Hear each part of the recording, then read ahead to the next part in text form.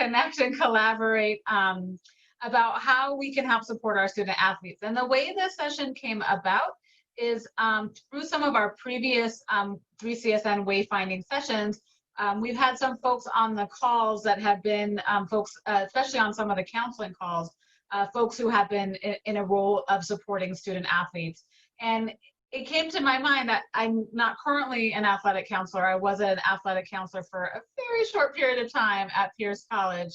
And it just came to our attention that, you know, our student athletes have some very unique challenges and issues right now. And so we thought we would have a session just focusing on how we can support our student athletes. So I'm just going to share two really quick screens, and then the majority of the session will be a dialogue, a conversation between us all. Right now, I don't have you able to unmute yourselves. We just have some high security with 3CSN right now. But once we get started, I think we'll be able to change that, and we can all share in the discussion. So just really quickly, we would ask that if you could please just go into the chat and write your name, your email address, and your college, just so that we kind of have a sign-in sheet for today and know who's joining us, and then also lets us stay in touch with you in the future about any other opportunities. And just in case you're not familiar with what 3CSN is, 3CSN stands for the California Community College Success Network, and we are the professional learning arm of the California Community College Chancellor's Office. So we've been around for 11 years, and our mission is to provide professional learning and create connections and do capacity building and all that wonderful stuff for all 115 community colleges. And when COVID happened, we transitioned our services to online, and we've been just providing opportunities for folks from across the community college system to come together to learn new things and to just collaborate and to connect. And so today I thought we would just spend some time thinking about our student athletes and thinking about, these are some of the things that I have heard come up in the past, I don't know, 4, 5, 6, 7 weeks, I guess, that we've been doing these sessions specific to student athletes, but our conversation does not have to be limited to just these topics. This is just some of the things that I have heard come up, that it's, you know, really so important for our student athletes to maintain their connections with each other. Their sense of identity is so wrapped up in their identity as a student athlete and their connection to their teams and their connection to their coaches.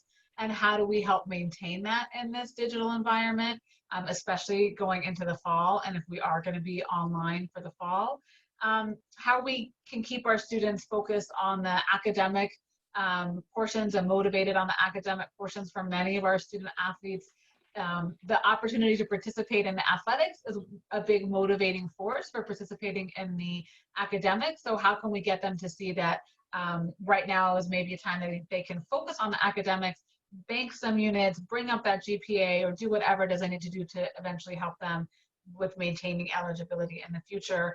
And then how can we specifically support our student athletes in terms of the things that all of our students are dealing with: food, housing, you know, financial issues. But for some of our student athletes, that can be particularly important because many of our student athletes are from outside of California. Many of our student athletes are paying out-of-state tuition. They may have gone back home when all of this started and classes went online. And so kind of how does that impact things for our students that our student athletes, many of whom are likely from out of state. So those are just some things that I thought that we could talk about. I want to make it really clear that this is not a session in which I'm going to give you all answers. I do not in any way have the answer to solutions. It's really just a dialogue. We'd love to hear what you all are doing in these areas. It's an opportunity for us to pass on to the rest of the field, as well as for you all to dialogue with each other. So I'm feeling pretty confident that we don't have any unwanted guests in our session. So I am going to go ahead and allow you all to unmute yourselves. Let me just, I do need to stop sharing for just a second to do that. And so if you have something to share, you can go ahead and unmute yourself. If we get an unwanted guest, then I'll quickly change the settings back, but hopefully we'll be all right. So I will give you the opportunity. So feel free to unmute yourself if you want to share Again, any of those, what you or your colleges are doing in terms of any of those things, or other things that you would like for us to be able to talk about today. So feel free to either unmute yourself and chat, or just you can also write something in the chat, and we'll be happy to share that as well. Do the chat. I am also going to allow you all to chat with each other, and again, if we get an unwanted guest, then I'll change that setting quickly. So does anybody want to share what you're doing at your college to help students maintain their connections to their teams, their coaches, to each other, to help them, keep that feeling of being part of a team, part of something, bigger than themselves? Anyone want to share how you're doing that? Sorry, I'm just looking at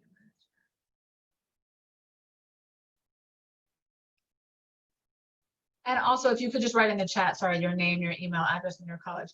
Christina, I'm gonna call on you just because I know you're at Harbor, because you put that in there, and I know Harbor is doing some good stuff. So I wanted to check in with you. Can you share with us what kinds of things that Harbor is doing? Yeah, was it a couple days ago, we had our first Zoom meeting, and we had about, I think, like 75 or 80 student athletes. We had our coaches, wow, our athletic trainers, our dean, and I'm currently working as a CGCA with them, and there's two other of my peers were also there, and my supervisor, and it was just an amazing opportunity just to check in with everyone and to kind of give everyone updates, or as many as we could, and just to kind of address like motivation, how to just stay on top of academics, and being able to schedule counseling appointments with our athletic counselor, and just to receive as much help, even if it is virtual right now. But it was just a great opportunity, and so I'm hoping in like the next couple of weeks as well, we can have more Zoom sessions, even if it's just like one-on-one or with the team. I think that would be really beneficial. But it was great having like 75 people all on one Zoom meeting, and just being able to see everyone. That's insane. Yeah, that's so. Did you feel like that your athletes were excited to be able to connect with each other and be in the space with each other? Yeah, definitely. I mean, it was really cool just to see everyone, and a lot of the student athletes felt really comfortable to either type questions or take themselves off of mute and ask questions. And because it was a huge support system with like the dean and some higher ups from LA Harbor College. So it was really great. I think a lot of people really appreciated it, and just to kind of have more clarity about kind of what's going on right now. Yeah, with eligibility and that type of thing. Okay. What else? What are some of the other things you all are doing? And it looks like I don't know. Forgive me if I'm pronouncing it. Is it Jason? Is that how you pronounce your name? Okay.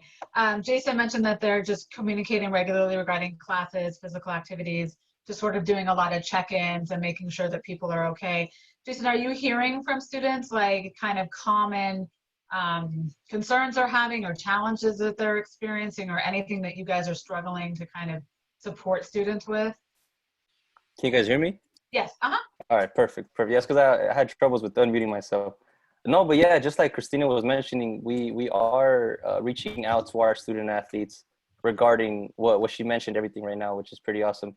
And so a few of them have problems with their classes, with their professors not getting back to them, with books, with laptops that they didn't have, with Wi-Fi connections, whatever it was. So what we do as GCAAs, that we help them out with whatever they need help with whether it's assistance, like we're the middlemen of helping them out with whatever they need help with, and that social support that they don't have right now. I mean, times are crazy, so we're trying our best to be that support for them. Yeah. I know one of our fellow coordinators, she has nothing to do with athletes, but she brought this idea up, and I thought it was kind of interesting. I don't know if anybody's doing anything like this, where she was saying, I think it's on the Peloton app, which I know is free right now, at least for a while. Like I think you can do like competitions with each other, and you can like kind of like have teams and kind of compete against each other and do like those types of things. Have any of you guys thought about doing something like that, just to kind of keep their energy up and their enthusiasm for like, that give them that sense of competing, and then also the camaraderie about doing team things. So supporting them in that sense, other than just sort of like the traditional, kind of academic sense. Have any of you guys thought about doing anything like that? Yeah, I also work as a cross country and track coach at a local high school. And actually, I can bring up my phone right now to show everyone, but it's called the Strava app. This is what it looks like. Oops, we lost it. Is it Strava? Yes. And actually, I'll show you. So for example, I ran this morning, and and it shows like my route that I did. It shows, and it goes to everyone on the cross country team. And so it's just a great way to kind of hold each other accountable and to share your workouts with everyone. And it's really nice to see what else, what everyone else is doing. And it could be biking, going on a walk, running. And it's been very helpful, especially for our high school, athletes. So I think it's like, right, we want to give our students still that sense of like, they are student athletes, right? Athletes like to compete, right? They like to compete against each other. So giving them that sense of, competition, I think is still really important because it keeps them motivated. I'm just going to write that down if you don't mind. Yeah, our cross country team at LA Harbor College has been using it. Okay, and then it sounds, Pam, it looks like, wrote that she actually pops into individual Zoom meetings that the coaches are doing with the athletes just to check in. So Pam, are you a counselor, or what is your role? Oh, I'm the director of athletics. Oh, the director of athletics. Okay, so you're the main squeeze there, and you're popping in just to show them your support. Yeah, so I just kind of pop in to see how they're doing. Kind of the joke was, when was the last time you took a shower? When was the last time you put on real clothes? And I was joking with them that, hey, luckily, you caught me on the day that I put on makeup, and really the only reason why I did it is because I was going to see you guys today. But, it was just to kind of get a pulse on, what's happening with them individually, and just to kind of let them know, just as frustrated and as bored and as tired of being cooped up as they are, that we're feeling the exact same way and that we miss them. But they really appreciated that. And then our coaches are doing, there's some game called the Mafia that they're doing with them. Mafia, that apparently somebody can be a Mafia member, somebody can be a sheriff, and it's this whole web-based game that my coaches, at least half of them, all knew what this game was. And I was like, okay. And they said, no, the student athletes love this thing. So I've heard about that. Apparently a game. Okay, good. Yeah, making it fun. Making it up. Yeah, they love it. So okay, so just a way to keep them do. engaged and connected, just kind of like thinking of different ways to keep them engaged, again, giving that sense of team camaraderie. Yeah, and I think that I gave them permission, because they were like, oh my gosh, it's so great to see each other. And I finally just said to them, you realize that you can set this up yourself. You don't have to wait for your coach. You don't have to wait for me. You don't have to wait for your counselor. It's like, you guys can set this up anytime you want to see each other. And they're like, oh, so it kind of gave them that permission. Yeah, so giving them that agency to create their own supports. Yeah, definitely. It's really great. I'm just writing some of this down. I hope you guys don't mind. How are you guys finding that a lot of your students, I don't know, I know at my home campus, which is Pierce College, I haven't been at Pierce for a few years. I'm sort of at on loan to the district office. And like I said, I was an academic counselor for I was during the budget crisis of the last time we had a budget crisis in like the 2010, 2011, and we were all wearing multiple hats. And so I was the athletic counselor for 4 hours a week. It was very challenging, but I know that a lot of our athletic students were from out of state. And I think that that's relatively common across the system. So I'm just curious, are you finding that a lot of your students went home to their home states, or are struggling with those out-of-state expenses, and kind of having that additional concern on top of everything else? Are you finding that to be a challenge with your students? Do you have students that went home, do you feel like? Oops. Okay. So yeah, Christina's saying a lot of students went home. So how are you how are you supporting those students that may have gone home and then encouraging them to come back, hopefully, especially if we're going to be online in the fall? How many of you, I don't know, I can't see the chat where you guys put where you're from, so I'm not sure how many of you are from LACCD, but I know in LACCD, we're going to be primarily online in the fall. I don't know, has the NCAA come out? They haven't come out with any thoughts about the fall, have they, in terms of fall sports? Not yet. Not yet. That's what I thought. So how are you helping support your students that have gone home and helping them stay connected from wherever their home state might be?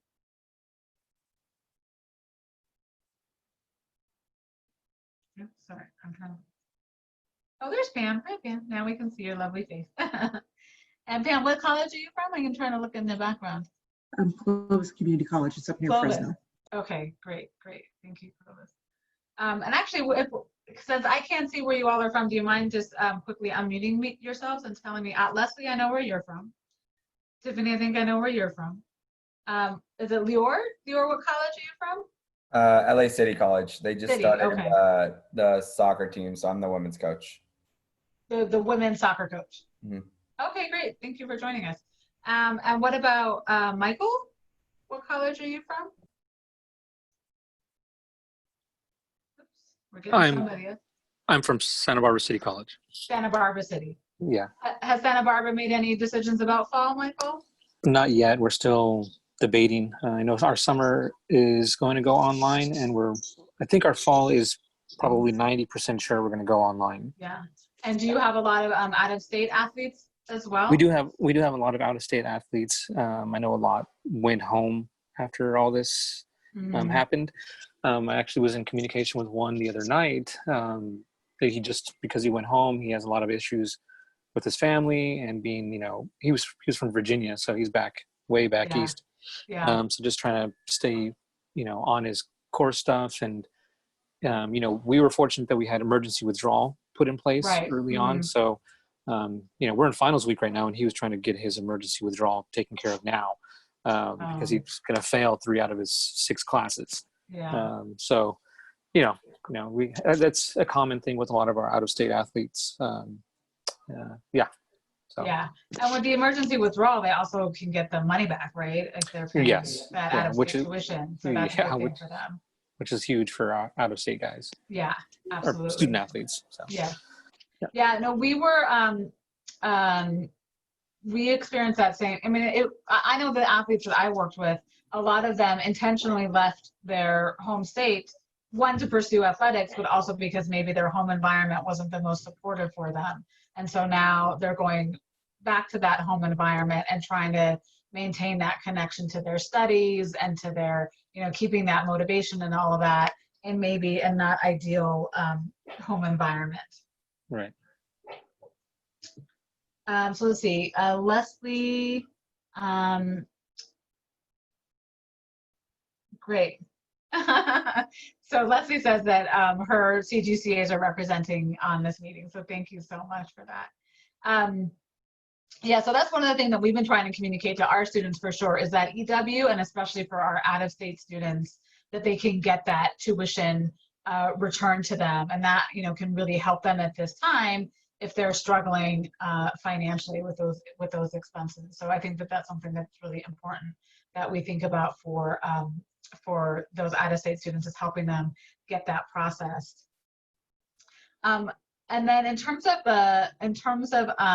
focusing on the academics, are you trying to help students understand that this is like maybe an opportunity to really like get their unit count up so that they have good units for eligibility, or if they're right on the cusp of that eligible GPA, that this is an opportunity maybe for them to focus on that so that they could potentially get their GPA up at a time when they're not having to worry about, traveling for games and practicing and all of that kind of thing? Is that something that you all are thinking about?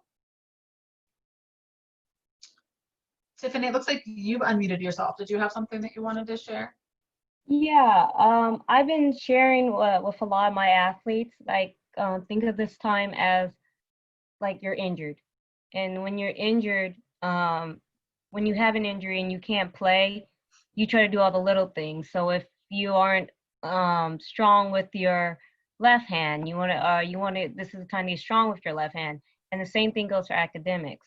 So when I'm talking to them, I said, use this time, since you are not like on the field or court, this is the time for you to sharpen up what's going on in the classroom. So you don't have to worry about like, oh, hey, like when season does come back, let's say November or even December and crunch time, and your focus, you don't want your focus, well, I need to get this class done to do this.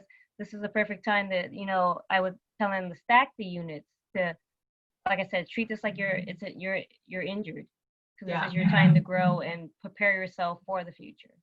Yeah, maybe thinking about taking a class that you're going to really need to pay a lot of attention to, because you'll have the time right now to do that. Rob, we want to thank you for joining us. Sorry, we had to ask you to verify. We're just being really strict with our security because we've had a lot of unwanted guests. So thank you so much for joining us. We're just talking, Rob, about sort of how we're supporting the unique needs of our student athletes, and ways that we're trying to keep them connected with each other. So some of our colleges have talked about, one of our colleges mentioned that their coaches are playing the game Mafia with their students to keep them engaged. Looks like you know what that game is. As well as like trying to think about like other things like apps, or like the Peloton app, or Christina mentioned the Strava app, so to allow them to like compete against each other or track each other's workouts to help them stay accountable and things like that. What's your campus doing in that area, Rob? Right now, all the coaches are basically working by themselves with all the athletes. We haven't really spoken that much. We have a department meeting next week, talk about this type of stuff. With my athletes, I talk with them twice a week on the phone, give them workouts every week. I'm the track coach there at Sac City. So that's what I've been doing with them, just making sure their grades and their classes are up to date and everything. I only had one kid that had slipped in one of his classes, but all the rest are all coming back. I had 4 or 5 sophomores, but they're going to stay back and stay another year and be ready for next year. Keep their eligibility, for that extra year. Yep. Yeah. And Tiffany, I like what you were saying about thinking about it like this is an injury and this is the time to kind of focus on those other things. And the benefit is it's an injury in which you're not losing a season, right? So you're not losing your eligibility for a season. So you can take it, when you have an injury, you're potentially losing a whole season, but now, you're not going to lose that eligibility. So I like that. I like that frame. I like that way of thinking about it.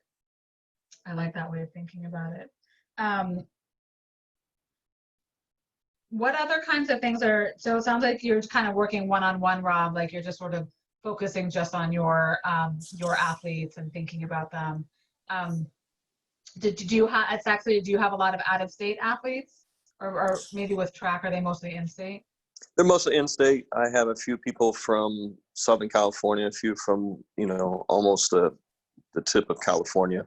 Right. But, it's just, I don't start my fall practice until October. Right. So this is what we do during the summer. I don't have a track summer class. They have to do the workouts. So a lot of them are used to this already from last year when they were coming in.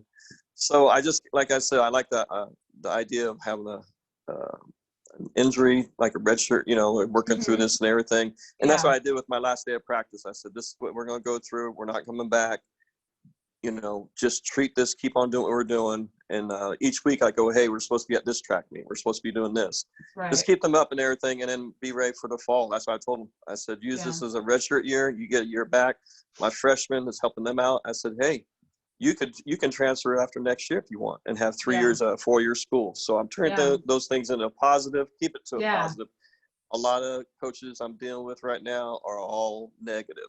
And I'm trying to deter that away from people, because our executive board, we talk with a lot of coaches with our track and field and cross country, and they're really, a lot of them are just so negative and just pushing the panic button. I said, just got to take a deep breath, take one day at a time. That's what I tell them. Yeah. So are they negative and panicking, thinking that the fall season is going to not happen? Is that what they're focusing on? Correct. Yeah. They're really worried about that. And they're worried about their adjunct coaches who are maybe getting cut from not having their classes. Yeah. And they're worried that some of those adjunct coaches will not be coming back because the stipend's not going to be enough for them to make it through. Yeah. So they may leave. That's what they're worried about too. But Yeah. I think each coach in every sport are worried about their sport. Yeah, of And course. they have, Yeah. of course, they're a little, I understand about that, but they need to really focus on all the fall sports Yeah. and then work on the winter sports and think what's going to happen in spring sports. And I think Jennifer Cardone doing a great job focusing everything into what's going to happen coming up for the fall and doing one thing at a time instead of trying to do 12,000 things at a Yeah, time. because who knows, right? I mean, there's so many changing variables, and we have no idea what the world's going to be in a month, 2 months, let alone Correct. 6 months. But I think that's a good point, in thinking about it's not just our athletic students, but it's the entire support system. It's our trainers, it's our adjunct coaches, it's all those folks that we have on our campus that support our student athletes that aren't, our full-time classified or our full-time faculty. And the impact that this might have on them, and then the impact of their loss might have on the students, and thinking about how we can support everybody within our athletic department. So Correct. I think Correct. that's a great point, Rob. How are you all doing in terms of connecting students to counseling? I don't know if there's any athletic counselors on the call or not, but I think that's one of the things that we're hearing about is it's really important that the students are getting that support from their coaches and the sort of athletic side of the house, but also that support from the institution and the counseling. And how are you all doing in terms of making that connection? Yes, go ahead, Christina. Well, starting, I think it's the week of June 4th, so in a couple of weeks, we'll be having weekly meetings with our full-time athletics counselor, and so SCGCAs will be joining in on those meetings, and it'll be kind of like maybe a 1-hour discussion, maybe with like the men's and women's cross-country team, and then our full-time athletics counselor and myself will be on just to answer any questions. It's not really geared towards like individual, because we have specific appointments for that, but it's just a great time if you have any questions about anything regarding financial aid or applying to scholarships or what classes to take or eligibility. And so it's just great, and it's a good networking opportunity and just to connect with them with the rest of the athletes. Yeah, so having that council meeting by team. Is that what you're saying? Okay. Yeah. So in addition to like obviously the encouraging the regular counseling appointments is kind of providing additional support by team with the athletic counselor. Yeah. I think that's a good idea. Yes, Pam, looks like you've unmuted. Our counselor did the same thing. So she popped into the meetings with me. And so we kind of tag teamed it where I came in first and I just was like, only there for like less than maybe like 5 minutes, and then I bounced out, and then he stayed there, and it was right around the time of priority registration. So they had a lot of questions, but what was great about it is that there were some student athletes that either weren't on the call or they just didn't want to bring up their own personal issue.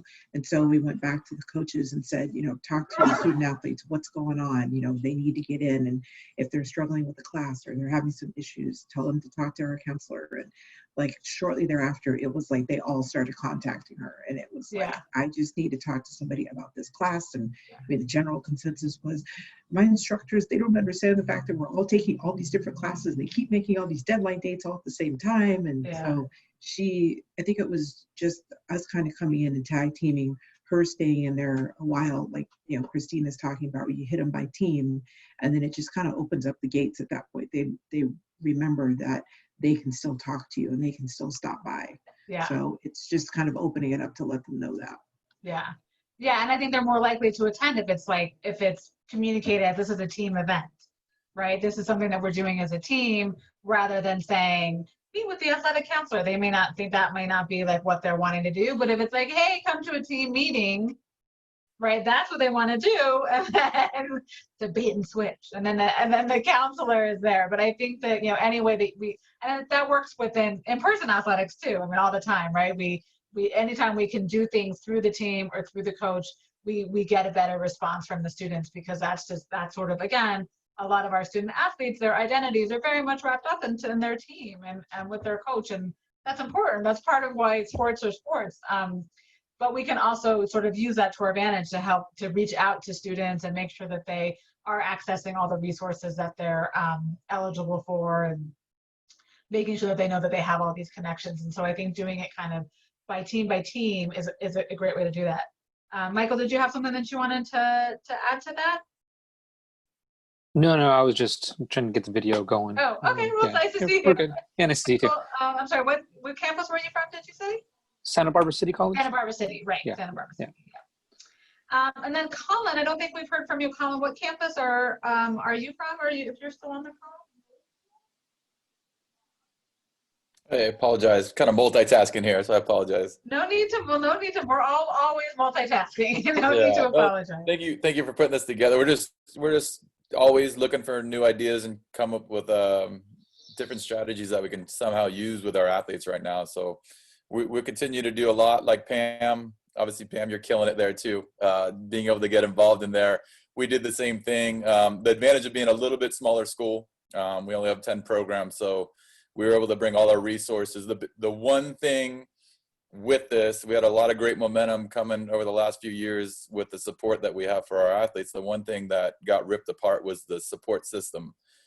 So instead of, the one thing that we all know is that the athletes will not go to the resources, right? We have to bring the resources to the athletes. Mm-hmm. And as soon as mid-March hit, that's what we had to figure out how to do. So ever since then, the first thing we did is we grabbed everybody and we had team by team meetings, just like Pam was doing too. Mm-hmm. And we brought the counselors, the athletic directors, our athletic counselor, everybody that we could bring, coaches. We have academic coaches assigned specifically to certain teams.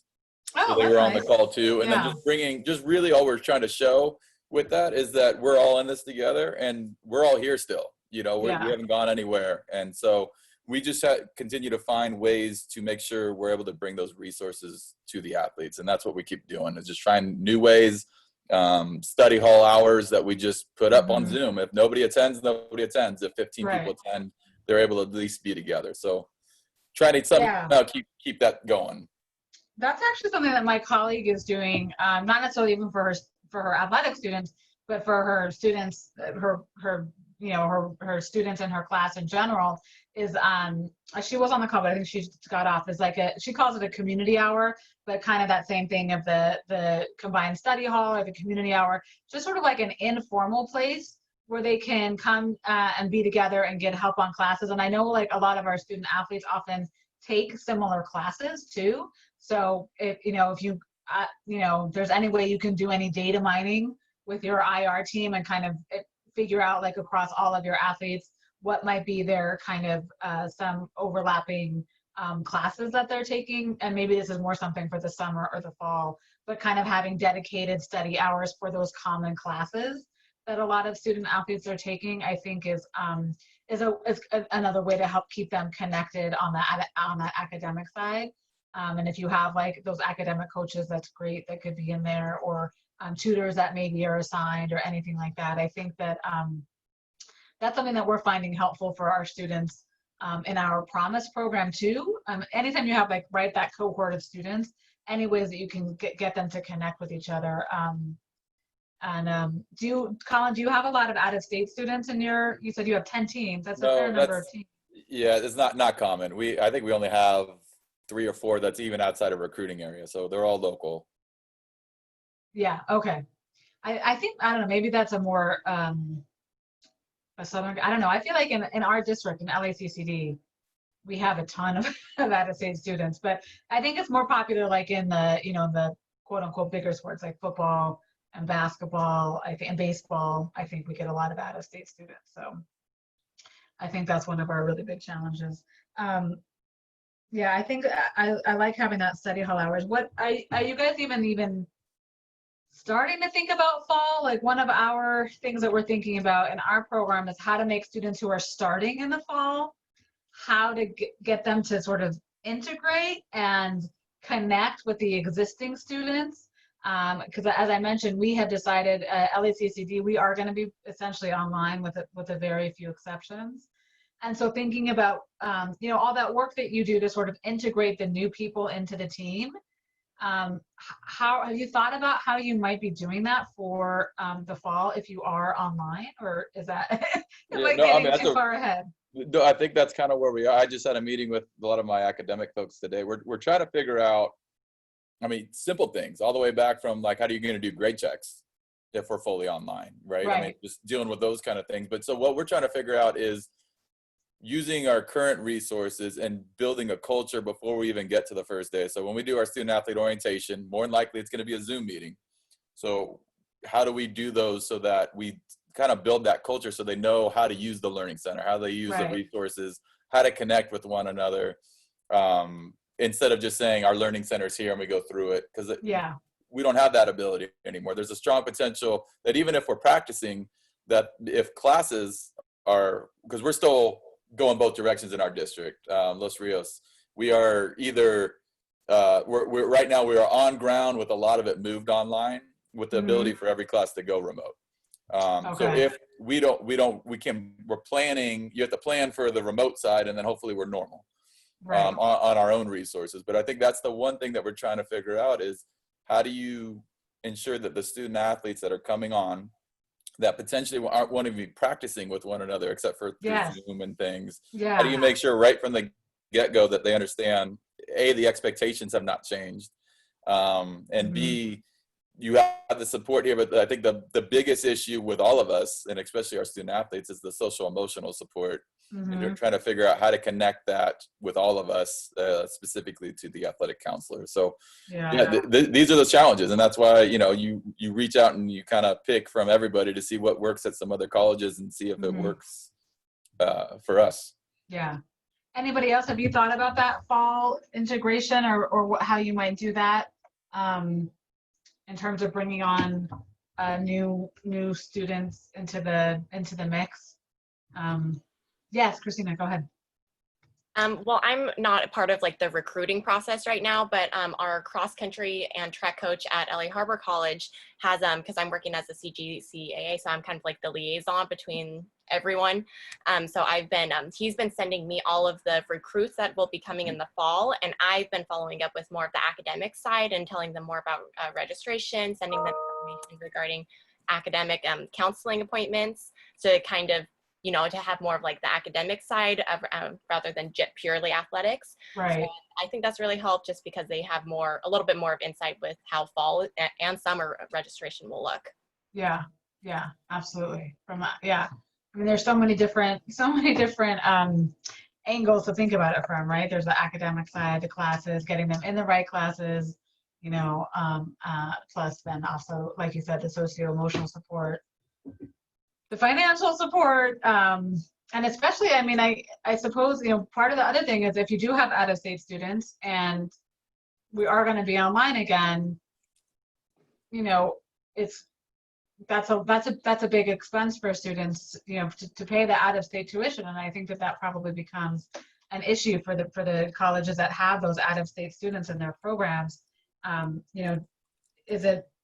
Is it fair? Is it reasonable to ask your students to pay that out-of-state tuition when they're not going to be able to practice in person? They're not going to be able to compete. They're not going to be able to do all those things. What is that conversation? You don't want to lose them as members of your team, as recruits, but is that what's in the best interest of the student really in that respect? What kinds of supports are you all getting from the state, or that you would like to have from the state? I mean, are there? I know that I emailed a lot of folks in the CCCAA, but are you feeling like you're getting? Are there other resources that, just in terms of like, not in terms of money and whatnot, but in terms of collaboration and connection and these types of opportunities that you would like us to advocate for on behalf of the student athlete community, or you all at the colleges? Or do you feel like you're getting a lot of that support already, and there's a lot of opportunities for you to collaborate with each other and come together and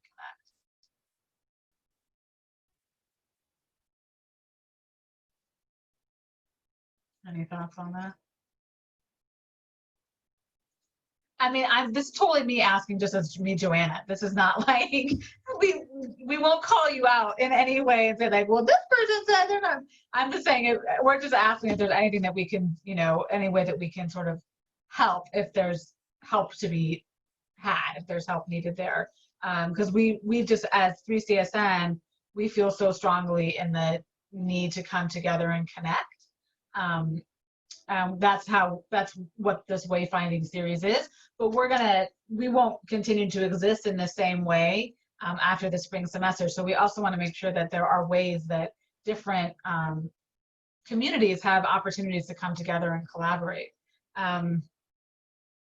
Let's see, Jason.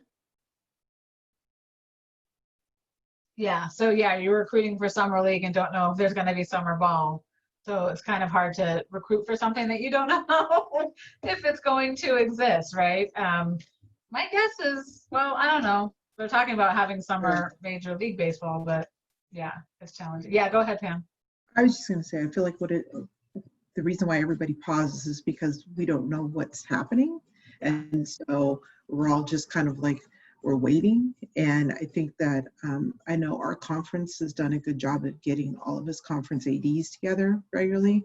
I mean, we finally all kind of voiced up and said, you know what, we need to start meeting weekly, even if it's just, we just need to vent. And so the challenge is that, you know, you have all of these meetings that are happening as ADs and within the 3C2A and within your conference, and then you're stuck at home, and then you're also in constant Zoom calls. And so it's like I'm at a level of like Zoom burnout. I think we all are. But at the same time, you're like, oh, but this is something else that's completely different. And so it's kind of like one of the notes I wrote on here, thanks to Colin, was I just freaked out and I was like, oh my God, I got to worry about student athlete orientation and doing that thing online. I have not planned for that at all. Sorry. And so like, it just like slipped my mind. I've been rewriting handbooks and I'm just like, oh, thanks, Colin. When I see you, I'll be sure to punch you in the arm. So, but it's stuff like that. I mean, I think that these are helpful. Like you said, that it's good that we have something that we're focusing just on student athletes and on their needs and to talk about, okay, well, how is it going with everybody and what ideas? I would love to see another one of these, me personally, and we'll get some other people on and kind of pick everybody's brain again. But for me, it's just that's what I need is I need more interaction with different people at different levels throughout the entire state, and I want to know what everybody's doing. Yeah, and we're absolutely happy to do another session. I know I was sort of I was trying to figure out exactly sort of who to outreach and how to outreach, so I know I was a little bit late with some of my outreach, but and you all obviously are plugged into your network, so you could help promote it more. If we did another one, we would certainly let you all know, and then you can help promote it more. I was able to promote it pretty heavily within LACCD, but obviously that's only a very small portion of the world. I mean, we like to think that we're the whole world, but we really are a small portion of the California community college world. What are you guys doing? So you're going to go online this fall, then what happens with competition? I think that's the question. I don't know. I think that there's maybe some, I think maybe they're waiting to hear from the NCAA and to hear what the NCAA says about that. I think that the challenge, I think, for us in LA is and it could be consistent across the state too. I mean, we've definitely heard from a lot of community colleges across the state that are, you know, in all regions that are going to be online. I know actually Shasta just came out and said they're going to be online. I get all my S's confused. Was it? I don't think it was Skyline or Saddleback. I get all my It was S's. Sierra College is going online, and Santa Rosa is going on. Sierra. So I think, you know, more colleges are starting to say that. I know one of the reasons why we decided to be online in LA is because they had all the higher education institutions. I had a meeting with the public health department, and the requirements of the LA public health department was essentially saying that institutions of higher education had to meet in order to be in person were essentially not conditions that we were going to be able to meet. Like, it basically said that all employees of the institution, and I think all students as well, had to be tested on an ongoing basis, and that was going to, I think, have to be at the expense of the institutions. I mean, LA does have a lot of tests. LA County, anybody can get tested right now through Mayor Garcetti's office. But thinking about, you know, the logistics of testing, we have 9 colleges, we have 200 to 250,000 students. So trying to test all of those people on an ongoing basis, like I think everybody had to be tested like every other week or something. It was a lot. Plus the just the requirements for social distancing and how how few students we could have in each physical classroom, plus the requirements for cleaning and the ongoing cleaning and sanitation that would have to happen, like on a not just daily but throughout the day basis. It's just not something that we have the capacity to do, either within like the physical, like if to socially distance within our classrooms. A lot of our classrooms are regular classroom size and they fit 35 people. So to socially distance, we'd have to have maybe 10 or 12, and that's just not a sustainable model in terms of funding. So I think that what we're talking about doing is for the really hard to convert classes, like the CTE classes and the labs and things like that, having a portion of those being in person, but with limited enrollment, with like a 10-person enrollment, and really scattering them throughout the day so that there isn't a large number of students on campus at any given time. But that basically all other classes will be online. So I think that, LA, the city of LA has pretty strict guidelines. We've been pretty much the epicenter of the state.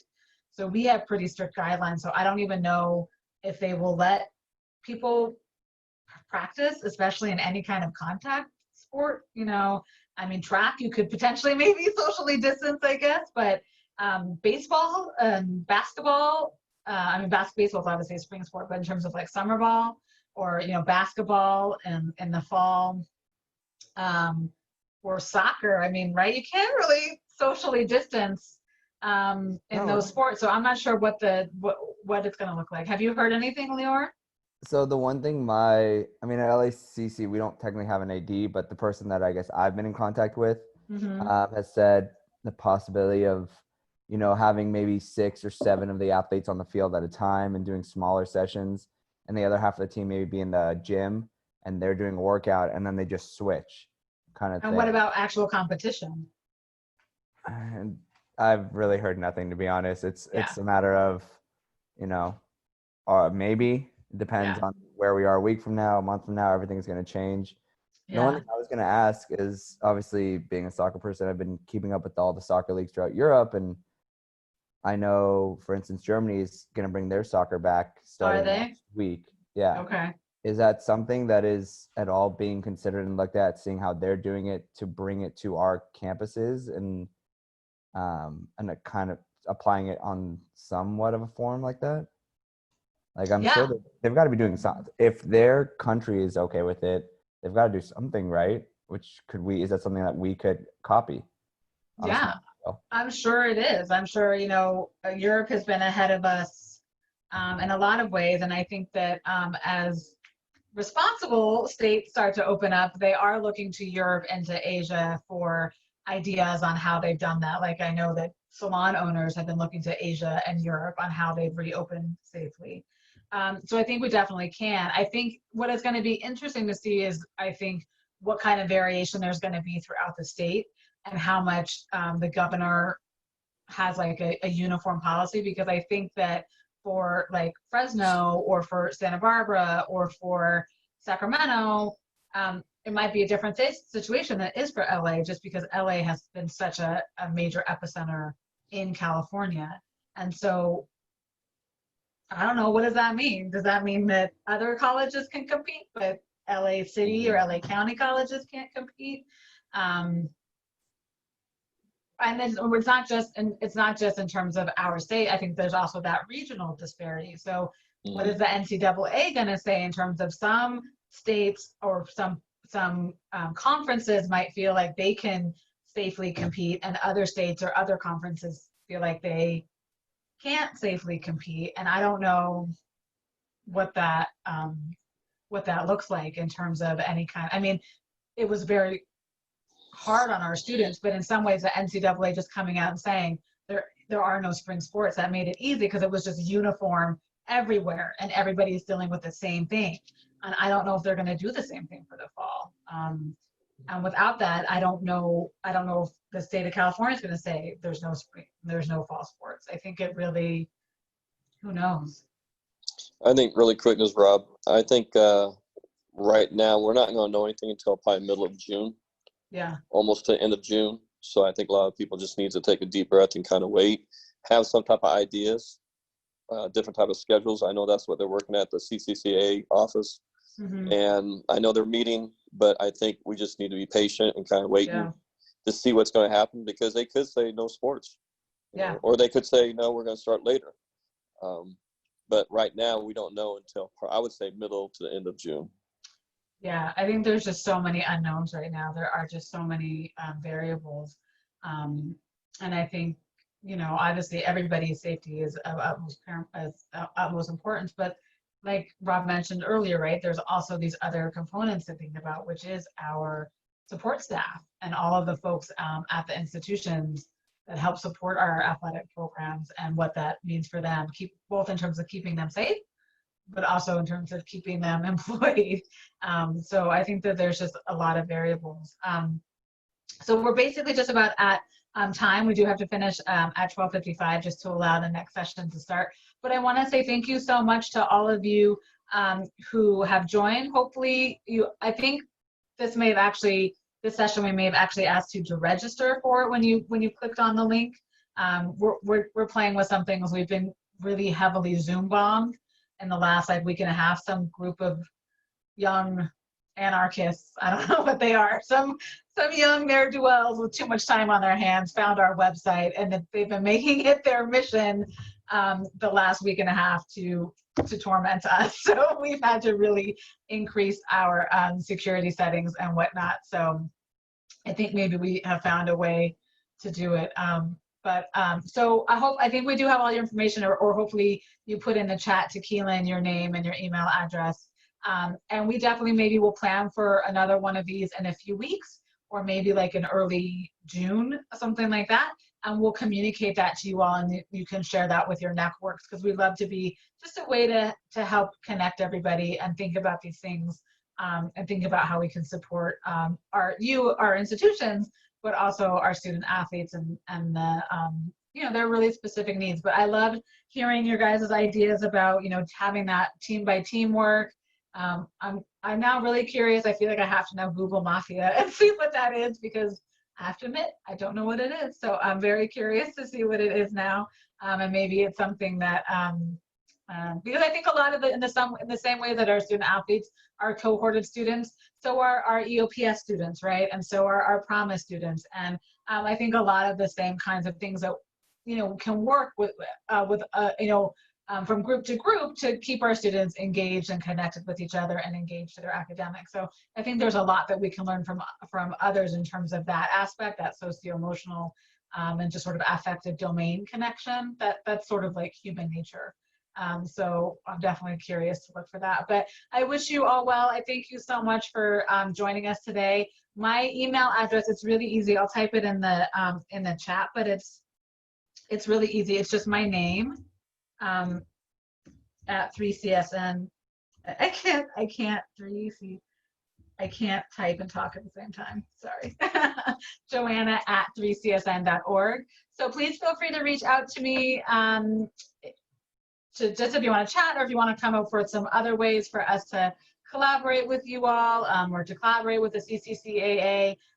We're always open to working with anybody. So feel free to reach out to me. And then I will also, if we do have another session, which I hope we do, I'll reach out to you all and you guys can communicate that to your network so we can bring more people to the conversation. So thank you so much for coming. And it was great to see you all and to meet some new faces and to welcome some new folks to the 3CSN community.